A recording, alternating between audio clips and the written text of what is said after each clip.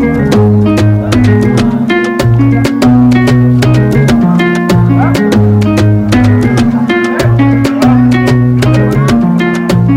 monde au féminin.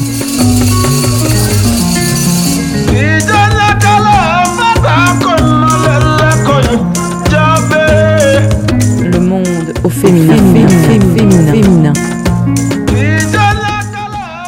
Chères auditrices, chers auditeurs, bienvenue à l'écoute de l'émission hebdomadaire de VO Afrique, Le Monde au Féminin. Nathalie Barge pour vous servir avec moi dans le studio Josiane Djepeno, trésorière de l'association de la diaspora centrafricaine aux États-Unis, mère de 3 enfants, propriétaire d'un salon de coiffure dans la région de Washington et étudiante. Merci beaucoup Josiane d'être avec nous. Merci beaucoup Nathalie. Alors femmes, études, famille et travail, c'est ce qui correspond à votre profil. Comment gérer autant d'activités, de responsabilités quand les journées sont si courtes? En tout cas, moi je les trouve très courtes. Et surtout, pourquoi reprendre les études quand on a une vie si remplie et que l'on semble parfaitement épanoui, comme vous l'êtes, Josiane? Est-ce que les études, tout d'abord, font bon ménage avec la femme déjà très active et occupée que vous êtes? Est-ce que ça fonctionne bien? Bien sûr, Nathalie, vous savez, comme vous l'avez dit tout à l'heure, c'était pas facile. Ben, on gère. Il suffit de bien organiser. Tu t'organises bien, tu peux t'en sortir. Et comme disent les Américains, il faut faire un to-do list. Si tu fais tout ce que tu veux faire dans la journée, ton plan, si tu élabores ça, tu peux suivre ça normalement. Alors le plan, est-ce qu'il est bien respecté à la lettre? Ou est-ce que parfois il y a des petites... c'est pas évident quand même. C'est pas évident. Parfois il y a des petits décalages, mais quand tu y tiens, tu t'en sors. Bon, la priorité c'est les enfants. Vous avez 3 enfants, deux filles, 2 grandes filles. Elles sont adolescentes, c'est ça? Et vous avez un petit garçon d'1 an. Oui. Petit garçon d'1 an. Donc vous faites même tout ça avec ce bébé. Avec ce bébé que pour travailler, vous laissez à la garderie, n'est-ce pas? Ouais. Oui, je le laisse à la garderie et sans oublier, mon mari m'aide aussi. Oui. Il le dépose le matin. Moi, je le dépose le matin, lui, il le prend le soir. Et le soir, mais tous mes cours sont... Je pars au cours que le soir, il est à la maison, il s'occupe des enfants le soir et moi je pars à l'école. C'est une question d'organisation. Alors, vous étiez, avant 2008, vous étiez à Bangui, en Centrafrique. Et là-bas aussi, vous aviez une vie très active. Vous aviez déjà un salon de coiffure là-bas. Et si l'on pouvait comparer un petit peu entre la vie que vous aviez à Bangui et la vie que vous avez aujourd'hui ici aux États-Unis, qu'est-ce que vous pourriez dire? Est-ce qu'elle est bien différente ou est-ce qu'elle est tout aussi active? Quelles sont les particularités peut-être de la vie là-bas à Bangui et de cette vie que vous menez aujourd'hui? Pour moi, je pense pas qu'il y a une très très grande différence parce que quand j'étais au pays, j'avais ma première fille. Je partais à l'école, je faisais mon stage et puis je m'occupe d'elle. Et vous étiez déjà étudiante aussi à cette époque-là. Et déjà maman et étudiante. Et maman, oui. Mais là-bas, il y avait plus d'entourage qui pouvait vous soutenir. Yes, il y a plus d'entourage. Il y a ma famille qui sont là. Eux, ils me soutiennent. Et aussi mon mari. Oui. Et la différence qu'il y a entre la vie là-bas et ici, on a plus d'opportunités. Bien sûr, c'est pas facile de garder les enfants, mais on a des petites portes ouvertes. Par exemple, mon fils, j'ai réussi à avoir un voucher et qui m'aide à l'amener au daycare et je paye moitié et puis le gouverneur paye moitié. Mais c'est quand même plus cher qu'en Afrique, faut le dire. Hein. Oui, bien sûr. D'ailleurs, c'est pas donné. C'est pas donné. On peut même préciser au passage qu'aux États-Unis, la maternelle publique n'existe pas. En tout cas, peut-être dans certains États, on commence un petit peu, mais c'est pareil pour ce qu'on appelle la crèche dans les pays francophones. Oui. Ça coûte très très cher tout ça. Et aussi la différence qu'il y a ici, par exemple, au pays, les études, il y a trop de blocages. Par exemple, je faisais BTS au pays, mais je payais de ma poche directement pour le faire. Et si tu n'as pas d'argent pour aller payer, Ça peut aussi te retarder avec les grèves, les mutineries, tout ça là, ça peut te retarder. Mais ici, tu peux avoir l'aune, tu pars à l'école et à faire des emprunts. Et après, quand tu finis, tu travailles, tu peux payer. Il faut rembourser les emprunts aussi. Bien sûr, il faut rembourser.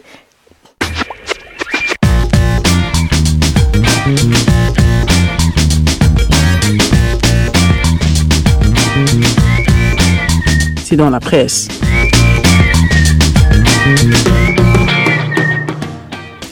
Ici aux États-Unis, une femme, la Toya Cantrell, a été élue maire de la Nouvelle-Orléans, une première en 300 ans d'histoire de la plus grande ville de Louisiane. Vainqueur d'un duel féminin, Madame Cantrell s'est largement imposée avec 60% des suffrages face à Désirée Charbonnet. Elle entre en fonction en mai 2018 et rejoint le club très restreint des femmes à la tête de grandes villes américaines. Une humoriste suédoise a annoncé la tenue prochaine du premier festival de musique sans hommes à Göteborg.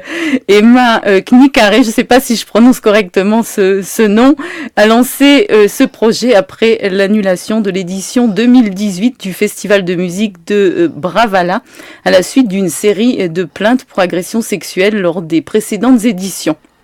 Voilà, ça c'est en Suède. Les autorités indiennes ont sanctionné des policiers à Bhopal pour n'avoir pas enregistré la plainte d'une jeune femme victime d'un viol. 3 inspecteurs ont été suspendus, un commissaire s'est vu retirer son affectation. Une étudiante de 19 ans était allée voir la police après avoir été violée par 4 hommes près de la gare. Selon sa famille, la police s'est moquée d'elle et de ses parents et les ont éconduits à plusieurs reprises. La famille a dû se rendre dans 3 commissariats avant que la plainte soit finalement enregistrée. 2 des agresseurs présumés ont été appréhendés par les parents eux-mêmes et un 3e par la police, tandis que le 4e est encore recherché.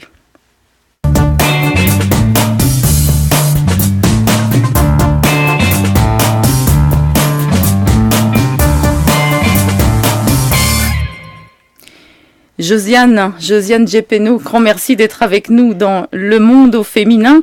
Alors, vous avez parlé de l'avantage finalement de pouvoir faire des études. Certes, on les paye, mais on peut faire des emprunts ici aux États-Unis. Enfin, tout fonctionne en gros. C'est ça que vous vouliez dire. C'est que, bon, à Bangui, en plus, avec la situation à l'époque et surtout après, la rébellion, etc., une vie un petit peu instable, hein, rien n'est bien rassurant quand on doit aussi, vous avez même parlé des grèves, les grèves dans les universités. Ça, c'est récurrent dans la plupart des universités africaines, des années blanches, il en passe et il en passe. Donc finalement, vous parlez de tout ce confort-là. Certes, on va rembourser l'emprunt, certes, c'est beaucoup d'investissements, mais c'est un programme bien défini, c'est ça qui vous rassure finalement. Bien sûr, c'est rassurant. C'est rassurant, c'est un programme bien déterminé.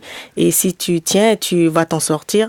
Quand tu finis, tu cherches un emploi, tu travailles, tu te bats, tu peux payer ça. Il y a comme on dit un payment plan. Tu peux payer petit et puis ça va finir. Petit à petit. Yeah. Ouais. Et le type d'études que vous faites, c'est dans le business. Donc en fait, c'est pour un petit peu parfaire votre nouveau business. Vous avez créé ce salon de coiffure il y a 1 an environ et vous voulez peut-être justement vous élargir un petit peu, embaucher, c'est ça?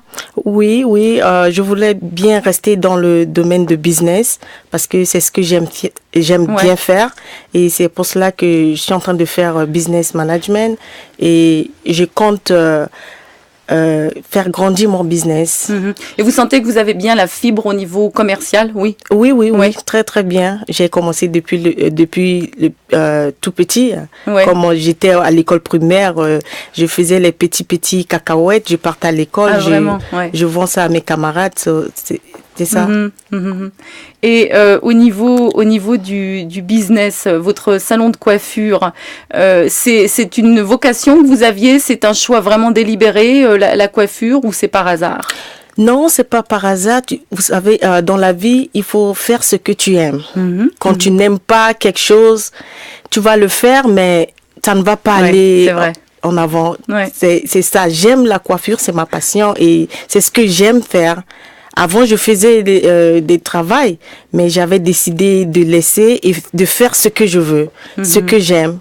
Et Dès quel âge vous sentiez que vous vouliez faire ça, la coiffure, hein, à peu près? J'ai commencé toute petite parce qu'en Afrique, quand tu es adolescent, tu commences à faire des petits trucs et tu prends goût. C'est ça. Parole de femme.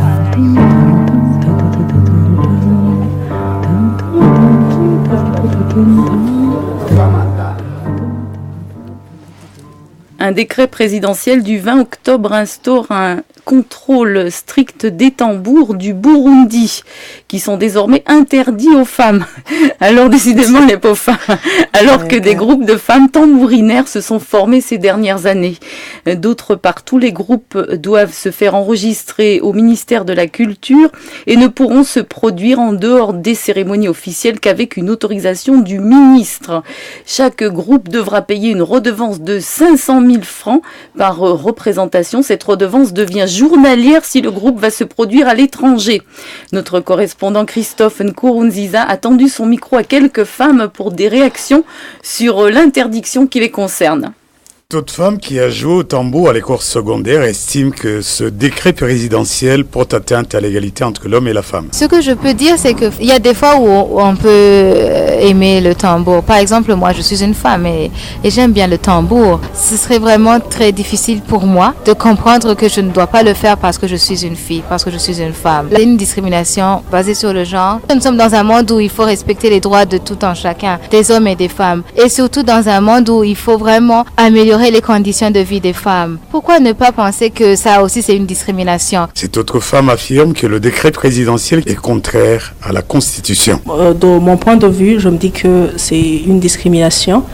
Aujourd'hui, c'est la loi qui vient sur le tambour, mais je me dis que demain, il y a d'autres lois qui vont venir, qui vont aussi continuer à discriminer la femme burundaise. Alors que la Constitution burundaise stipule que nous sommes tous égaux devant la loi.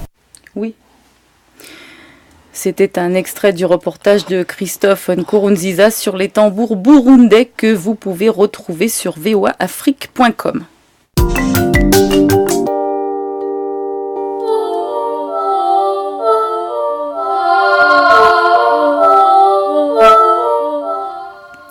Vous écoutez Le Monde au féminin avec comme invité Josiane Djepeno. Josiane, vous avez parlé tout à l'heure, vous avez dit il faut faire ce que l'on aime, il faut oser. Est-ce que vous avez pris des risques justement pour faire exactement ce que vous voulez? Est-ce que vous pensez que vous avez pris des risques? Oui, j'ai pris un risque parce que si tu veux faire quelque chose, il faut prendre le risque. J'ai pris le risque comme c'était mon rêve. Et le rêve, là, j'ai dit, je vais réaliser. Et puis, j'ai pris ce risque. Il y a mes amis qui me disent, ah, tu es sûr que ça va marcher, le business, tu es sûr? J'ai dit, c'est un risque que je vais prendre. Et voilà, maintenant, en décembre, je vais faire 1 an, avoir mon propre salon à mon propre compte. Et votre clientèle est particulièrement africaine-américaine, c'est ça? Oui. Pas beaucoup de la diaspora, en fait? Non, pas beaucoup de la diaspora, c'est africaine-américaine. C'est par rapport au quartier peut-être où vous avez ouvert votre salon, la diaspora n'est peut-être pas aussi présente que ça, non? Non, pour nous, dans la diaspora, la plupart des femmes se tressent. Voilà. Donc, on se gère entre nous. Ouais. On se gère, si tu sais tresser, moi je sais tresser, tu fais ma tête, je fais ta tête. Ouais. Mais mon salon, c'est la plupart des Africains-Américains qui viennent dans mon salon. Si jeunesse pouvait.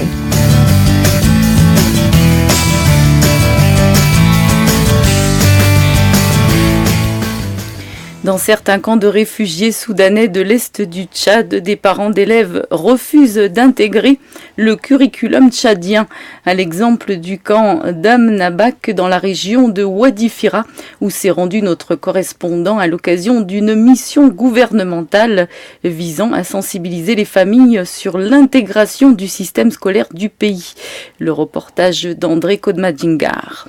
En 2015, nous avons fait le tour de tous les camps, mais si aujourd'hui on met assez de temps dans ce camp, c'est parce que ce cas n'a pas respecté à 100% ce programme. C'est la chef de mission, Madame Bayro Togne Ramadji Suzanne, assistante auprès du conseiller à l'éducation nationale à la primature. Le camp d'Amnabak est le seul camp des réfugiés soudanais installés dans l'est du Tchad depuis 2003 qui a opposé résistance à l'intégration du système éducatif tchadien. Bamaï Mamadou, président de la Fédération nationale des parents d'élèves du Tchad associé à cette mission, parle de l'importance de l'intégration de ce curricula tchadien dans les écoles des camps des réfugiés soudanais. S'ils n'appliquent pas le curricula tchadien, ils n'auront pas la possibilité de faire avancer leurs enfants dans les études supérieures. Et Dieu merci, ils ont compris que c'était une erreur. Ailleurs, les réfugiés n'ont pas certaines facilités que ici. Et le gouvernement tchadien et les humanitaires ont accordé à ces réfugiés. Donc, le curricula tchadien leur sera un avantage parce que leurs enfants apprendront non seulement l'arabe, l'anglais qu'ils en ont, et le français. Des engagements et recommandations fermes ont été signés pour le respect strict de ce système dans cette école. Toutefois, la chef de mission, Mme Bayro Togne Ramadji Suzanne, se dit optimiste quant à l'application de ces engagements. Un adage dit, c'est au pied du mur qu'on reconnaît le vrai maçon. Donc, ils ont pris des engagements et on promet revenir faire le suivi pour voir si cette décision est effectivement appliquée. Pour encourager cette intégration, Chérif Youssouf Dogo, un élève qui a obtenu son baccalauréat avec mention bien dans un autre camp où l'intégration du système éducatif tchadien a été effective, est primé par les hautes autorités du pays. Il est classé parmi les 100 meilleurs élèves au niveau national et occupe le premier rang des réfugiés installés au Tchad ayant composé le baccalauréat tchadien. André Kodmadjingar de retour de Iriba dans la région de Wadifira, N'Djamena, pour VO Afrique.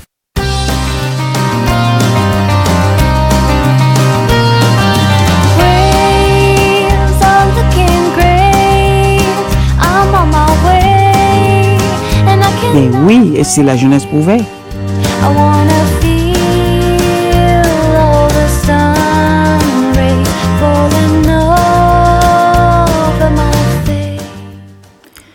Josiane Djepeno, vous avez entendu ce reportage sur les jeunes réfugiés, les petits réfugiés et quand on connaît un petit peu la situation, qui se retrouvent dans un univers complètement étranger au leur, et donc qui sont obligés effectivement d'apprendre même de nouvelles langues, d'apprendre une nouvelle vie, un nouveau cursus scolaire. À propos d'école, vous avez parlé de la formation que vous faites, mais on n'en sait pas beaucoup sur cette formation. C'est une formation sur 3 ans, c'est sur le business, c'est ça, sur 3 ans. Qu'est-ce que c'est exactement? Est-ce que vous apprenez concrètement à mener un business aux États-Unis? Est-ce que c'est avec toutes les lois, toutes les règles à respecter? Concrètement, si vous auriez 3 mots à dire sur cette formation, qu'est-ce que vous diriez? L'étude que je fais actuellement, c'est un peu de tout sur le business. Comment gérer un business, comment aller avoir toutes les papiers, tout légalement, tout, ça englobe tout, quoi. C'est compliqué, il faut passer vraiment par beaucoup de filières pour arriver à monter une affaire aux États-Unis assez importante. Non, c'est pas trop compliqué. Ici, si tu veux faire quelque chose, c'est d'aller avoir la licence de cette chose-là, et puis tu pars, tu t'enregistres, tu suis seulement les règles, les procédures, et puis tu t'en sors. Mais là, vous avez déjà ce type de papier pour votre salon de coiffure, les licences et tout ce qui s'ensuit? Bien sûr, j'avais fait la licence de coiffure, ce qui m'a permis à ouvrir le salon, et c'est ça, mais mes études, ça c'est à part, mais pour le salon, pour que j'obtienne un salon, j'étais partie, j'ai suivi les procédures à prendre. Et vous voulez éventuellement, vous m'avez dit auparavant que vous vouliez éventuellement, peut-être pourquoi pas installer une chaîne en Afrique ou autre, non? C'est pas ça? Bien sûr, c'est ça mon rêve aussi. Ouais. J'avais ça fait avant, partie ça fait partie de mes rêves, de mes plans. Des plans. Pour aider aussi mes sœurs au pays qui peuvent créer venir des emplois là-bas. créer des emplois. Voilà. Ouais. Mais c'est un petit peu la même chose là-bas. On s'entraide, on se tresse entre les unes entre les autres, mais il n'y a peut-être pas autant ce business-là finalement qui est exploité, non? Ouais. C'est pas vraiment exploité comme on le dit, on fait dans les quartiers, mais il faut exploiter ça. Il y a manière de voir un petit peu mieux la chose de près. Bien sûr. Entre parenthèses.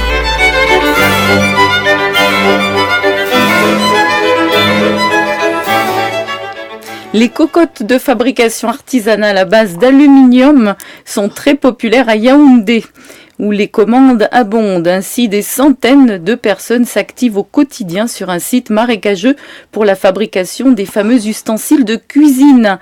Notre correspondant Emmanuel Juntap a visité pour vous cet univers artisanal de la cocotte Made in Cameroun. Voici un extrait de son reportage vidéo.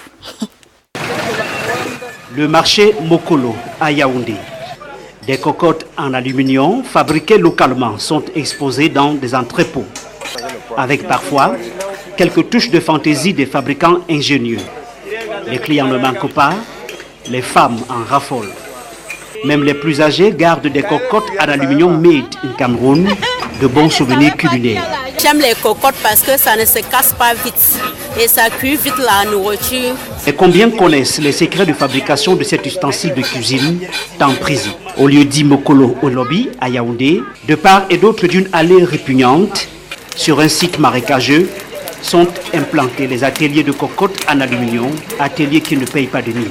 Depuis 7 ans, Gervais Romuald et son équipe travaillent ici 6 jours sur 7, excepté le dimanche. C'est sur le tas que Gervais s'est fait former.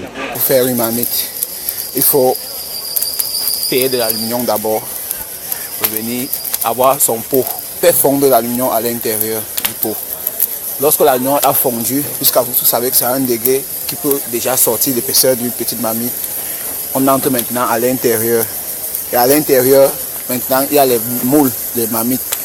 On puise l'aluminium qui est chaud, on verse dans les moules.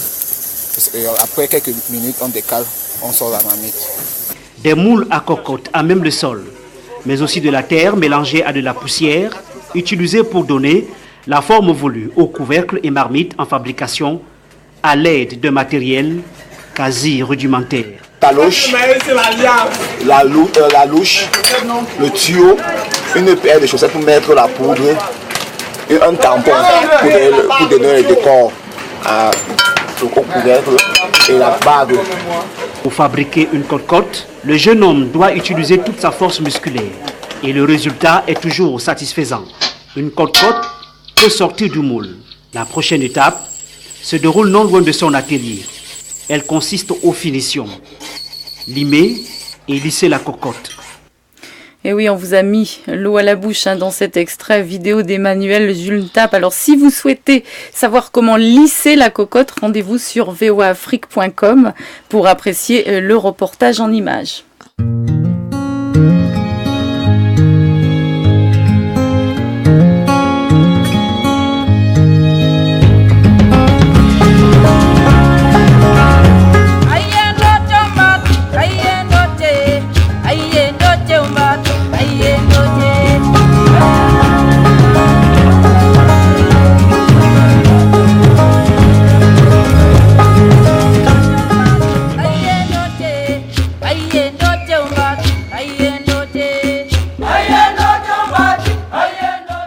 Alors Josiane, avant qu'on se quitte, vous vouliez parler notamment du Noël que vous organisez peut-être tous les ans, je ne sais pas, à Sewa, à l'association des Centrafricains, donc aux États-Unis. Donc vous voulez dire un petit mot là-dessus, mais après je voudrais vous demander de nous donner un petit peu des conseils. Ok. Ouais.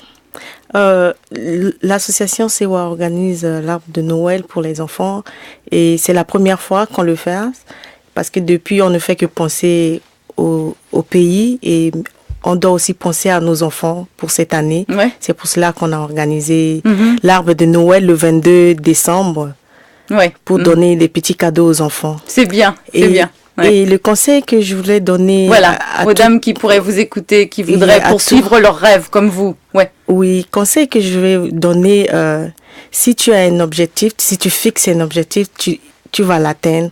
Et il faut prendre des risques dans la vie. Si tu ne prends pas de risques, tu vas pas y arriver, tu ne vas rien faire. Et il faut être forte, même si tu fais quelque chose aujourd'hui, ça marche pas, faut pas baisser les bras. Et si on a très peu de moyens pour vraiment parvenir à réaliser nos rêves, moyens matériels, tout simplement. On s'adresse à l'Afrique ici, par exemple.